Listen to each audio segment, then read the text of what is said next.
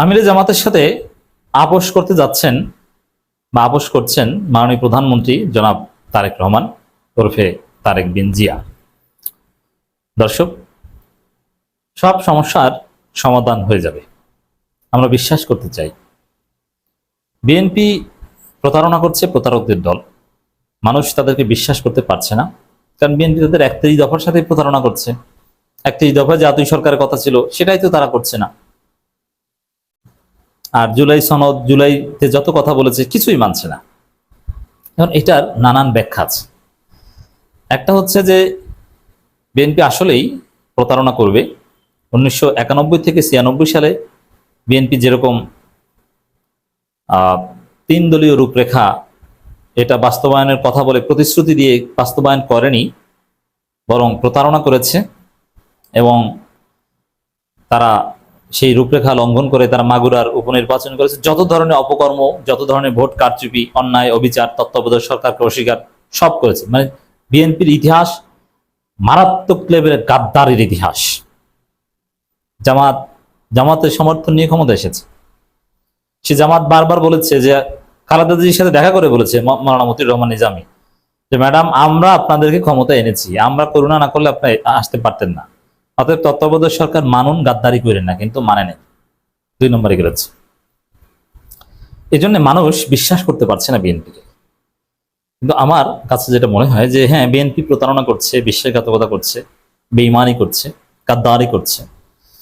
কিন্তু ১৯৯১ থেকে ৯৬ আর ২০২৬ এক নয়। এবার বিএনপি গাদ্দারি করে টিকতে পারবে না। তাদের অবস্থা হবে আওয়ামী লীগের মতো, যদি গাদ্দারির উপর ইস্তেকামাত থাকে। এই জন্য চূড়ান্তভাবে গাদ্দারি বিএনপি হয়তো করবে না।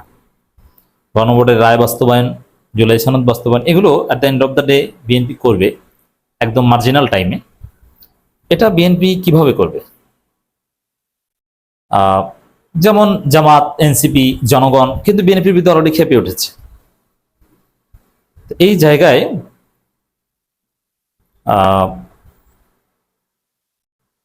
যেটা বিএনপি করতে পারে, যে যখন দেখবে যে জনগণ খেপে উঠেছে, জনগণ ভুল বুঝছে, তারা বিএনপিকে দেখতে পারে না, তখন তারেক রহমান নিজেকে হিরো বানিয়ে সালাউদ্দিন কিংবা আসাদুজ্জামান এদের সবার বক্তব্যকে ওভারলুক করে, নালান ভয়েড করে তারেক রহমান নিজেই বলবেন যে না, আমি খালেদার পুত্র, আমি জিয়ার পুত্র, আমি গণভোটের সাথে বেইমানি করতে পারি না, আমি জুলাইয়ের সাথে বেইমানি করতে পারি না, আমি জুলাইয়ের প্রধানমন্ত্রী, জুলাই না হলে আমি দেশে আসতে পারতাম না, অতএব আমি জুলাই মানে আমি জুলাই সনদ বাস্তবায়ন করলাম। এরপরে মানুষ তারেক রহমানকে গড ভাবা শুরু করবে যে না, এ তো আরেক জিয়া, এ তো তারেক জিয়া না, এ তো আরেক জিয়া। অলরেডি তারেক জিয়া নয়, আরেক জিয়া বলা শুরু হয়ে গেছে। তখন আমরাও বলবো। আর জামাতের এমপিদের মধ্যে এমনিতে লুতুপুতু ভাব আছে। বিএনপির প্রশংসা বিষয়ক মন্ত্রণালয়ের দায়িত্বপ্রাপ্ত জামাতের ব্যারিস্টার মাহবুব সালেহী, সালাউদ্দিন আইয়ুবী এরা বিএনপির প্রশংসা, কি খুশি। আর জামাতের রাজনীতি এখন পর্যন্ত বিএনপির প্রশংসা করার মধ্যে খালেদা জিয়ার রেফারেন্স দেওয়ার মধ্যে। নিজেরা নিজেদের রাজনীতির ঐতিহাসিক ভিত্তি দাঁড় করাতে পারেনি বা ইটস টাফ। এটা জুলাইকে কেন্দ্র করে পরবর্তীতে পারবে। এখন পর্যন্ত জামাতকে রেফারেন্স টানতে হচ্ছে খালেদা জিয়ার। কিন্তু আগামী ৫ বছর পর জামাত নিজেদেরই রেফারেন্স টানবে। এই যে এইবার যা করছে সংসদে এবং জুলাইতে যা করেছে, ওইটা রেফারেন্স নিয়ে রাজনীতি করবে। তো খালেদা জিয়া কি করেছিলেন, জিয়াউর রহমান কি করেছিলেন, ওইটা নিয়ে জামাতকে পড়ে থাকতে হবে না। সেই জায়গায় জামাতের লোকজনও তখন জিয়াউর রহমানকে বলবে, এ তো তারেক জিয়াকে বলবে, এ তো আরেক জিয়া।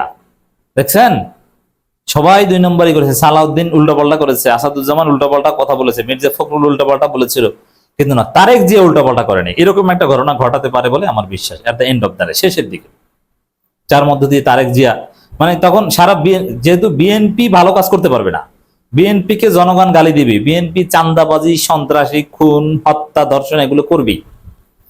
এর জন্যে একটা পর্যায়ে মানুষ, আপনি দেখবেন যে এটাই বলবে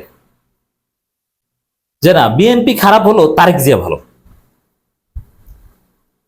এর সুবিধাটা বিএনপি তারেক জিয়া নিতে পারে যে না, বিএনপির লোকজন যাই করুক, দিন শেষে তারেক জিয়া তো ভালো, সে ভালো কাজ করবে। এই জন্য বিএনপি খারাপ এটা জেনেও, চাঁদাবাজ এটা জেনেও মানুষ ভোট দিবে। এটা হচ্ছে একটা ধান্দা। আমার মনে হয় তারেক রহমান সেই পথে হাঁটছেন এবং জামাতের সাথে কিছুটা আপোষ করার চেষ্টা করছেন। খবর, বিরোধী দলীয় নেতাকে নিজ কক্ষে নিয়ে বৈঠক করলেন প্রধানমন্ত্রী। জামাত নিজেরাও প্রেস রিলিজ দিয়ে এই বৈঠকের খবর জানিয়েছে। এর মানে এই বৈঠকটা কিন্তু জামাতের উদ্যোগে হয়নি, এই বৈঠকটা তারেক রহমান উদ্যোগে হয়েছে এবং অনেক প্রায় 15 মিনিট প্লাস 17 মিনিট কথা হয়েছে। সেখানে কি আলোচনা হয়েছে? চলমান যে উত্তেজনা, জুলাই সনদ বাস্তবায়ন করবে কি করবে না, সংবিধান সংস্কার, এইসব বিষয়ে তারেক রহমান তো আশ্বস্ত করেছেন যে ভাই আমরা করব, একটু ধৈর্য ধরেন, আমরা আমাদের মতো করে করব, দিন শেষে আপনারা খুশি হবেন। এত অধৈর্য হয় না, এরকম কোনো আশ্বাস হয়তো দিয়েছে বা আপোষকামী কোনো কথা বলে যে না আমরা কথা বলবো, যে যতটুকু জটিলতা আছে, কিছু একতলাপ তো এখনো বিএনপি জামাতের মধ্যে আছে, তো এটা আমরা বসে সমাধান করব, আপনারা একটু সহনশীল হওয়ার চেষ্টা করেন, আরেকটু সময় দেন, বা একটু ছাড় দেওয়ার চেষ্টা করেন, যে আমাদেরকেও তো একটু সুযোগ দিতে হবে, আপনারা কিছুটা ছাড় দেন আমরাও কিছুটা ছাড় দিই, এরকম কোনো আপোষকামী কথাবার্তা হয়তো বা হয়েছে বলে আমাদের বিশ্লেষণ।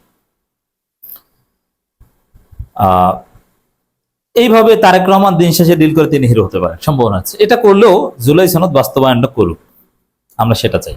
যেভাবেই করুক, তারেক রহমানকে গড বানিয়ে কাল বানিয়ে করুক, হুবহু জুলাই সনদ বাস্তবায়ন চাই। কিভাবে করবেন ওটা জানাবি, এবং উইদিন দি টাইম 180 দিনের মধ্যে আপনাকে সব করতে হবে। বিরোধী দলীয় নেতাকে ডাক্তার শফিকুর রহমানকে বিরোধী দলীয় নেতা ডাক্তার শফিকুর রহমানকে নিজের কক্ষে নিয়ে বৈঠক করেছেন সংসদ নেতা প্রধানমন্ত্রী তারেক রহমান।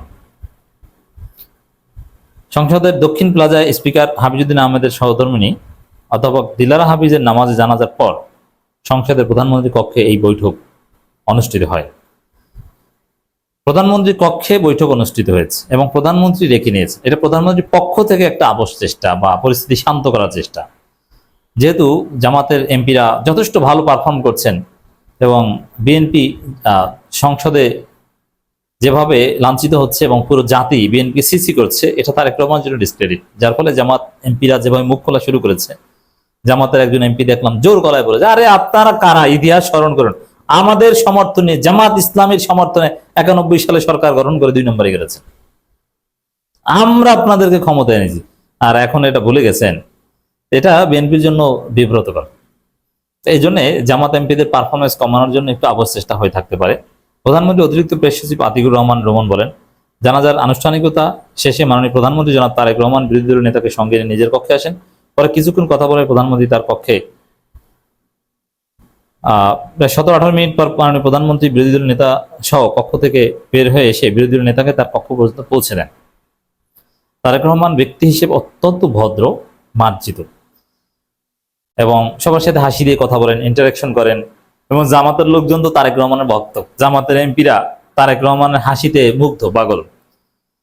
ইন্টারের ছেলে তার 1 ক্লাস নিচের মেয়ের হাসিতে যেরকম পাগল হয়ে যায়, তার দিকে তাকে একটু মুচকে হাসি দিলে সারা রাত ছেলের ঘুমায় না, ওইরকম জামাতের এমপিদের মধ্যে যে লুতুপুতু, তারেক রহমান তাদের দিকে তাকে একটু হাসি দিলে তারা ক্রাশ খায়। বাস্তবতা হচ্ছে এটা। আর ব্যক্তি হিসেবে তারেক রহমান অত্যন্ত ভালো। এই যে বিরোধী দল নেতাকে তার কক্ষ পর্যন্ত এগিয়ে দেন, এটা অসাধারণ, আমি ইমপ্রেসড। বৈঠকের সময় স্থানীয় সরকার মন্ত্রী বিএনপি মহাসচিব মির্জা ফখরুল ইসলাম আলমগীর উপস্থিত ছিলেন। এটাকে প্রধানমন্ত্রীর পক্ষ থেকে আমির জামাতের সাথে একটা আপোষ চেষ্টা হিসেবে আমি দেখতে চাই।